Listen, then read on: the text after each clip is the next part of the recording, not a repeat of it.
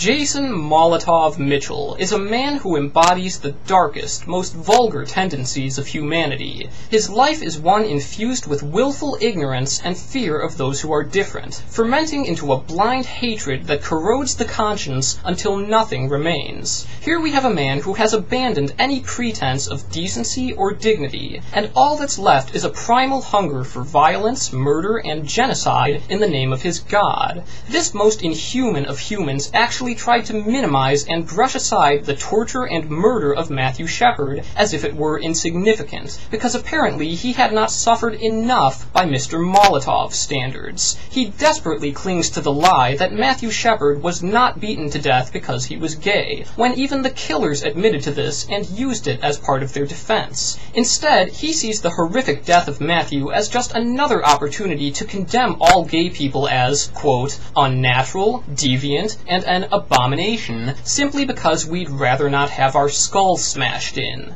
This man is a ghoul, and the rest of his videos are no better. All of them feature the same veneer of bluster and arrogance in a futile attempt to conceal the total absence of rational argument. What little substance remains is nothing but the usual toxic blend of bigotry, stupidity, and fallacy, the holy trinity of Molotov. Among other eruptions of idiocy too numerous to mention, he seems to think that, quote, the whole foundation of the gay rights movement hinges upon the existence of a gay gene. Except it doesn't, because if being gay was wrong, it would be wrong no matter the cause. But it's not, and so the cause is irrelevant. Does he think pedophilia would be okay if there was a child molester gene? Actually, I doubt he thinks at all. Why else would he say that homosexuality is not immutable like skin color or disability, as if that justifies discrimination? If black people could change, would that make racism okay? It would if you follow Mr. Molotov's logic, or what passes for it.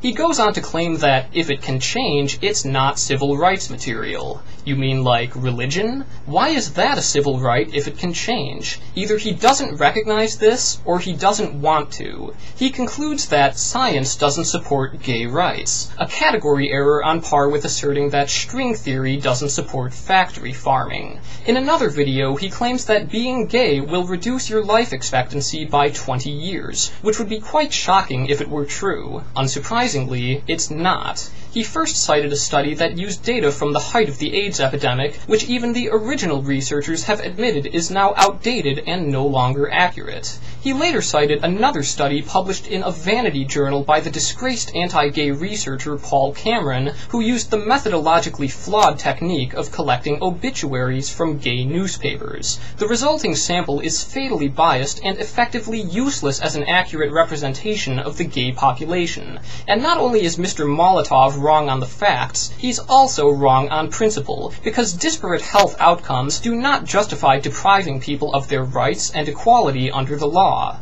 Such basic precepts of moral reasoning, civil liberties, and even simple human decency are completely lost on Jason Mitchell, and nowhere is this more obvious than his video on Uganda's proposed law to execute gay people, which he supports. He is an apologist, nay, a cheerleader for genocide, proffering pitiful rationalizations for outright murder. He appeals to sovereignty, as if it were every nation's right to exterminate its own citizens. He appeals to fantasy, also known as the Bible, as if fiction were a sound basis for killing someone. He tries to associate gay people with an alleged Ugandan rapist from over a century ago. He thinks mass murder is okay as long as the targeted minority is given a chance to leave the country before they start killing them. He even claims that Uganda has a democratic right to abolish homosexuality, as if one's right to exist depends on the continued approval of a majority and can be terminated by the popular vote of a legal lynch mob. And to top it all off, just to extinguish any remaining doubt that he, Jason Molotov Mitchell, is a wretched human train wreck,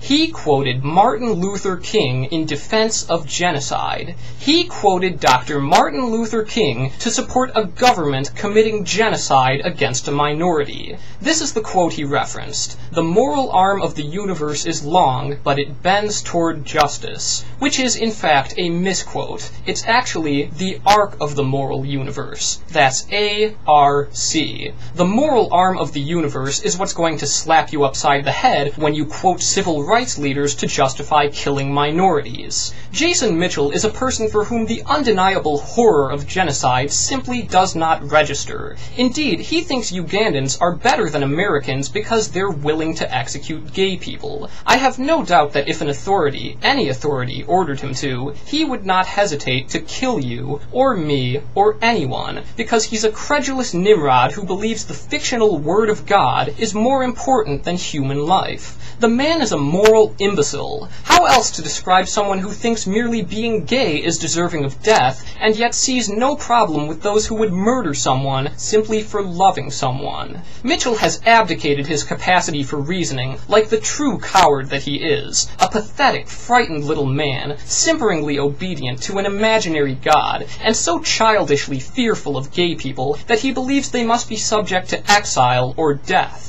Trapped by his own sick delusions, twisted into something that is morally unrecognizable, the name of Molotov Mitchell now stands as a testament to the nauseating depths of human failure. If there can be any suitable consequence for such a person, it's this: may he one day regain that which he has abandoned: compassion, humanity, empathy.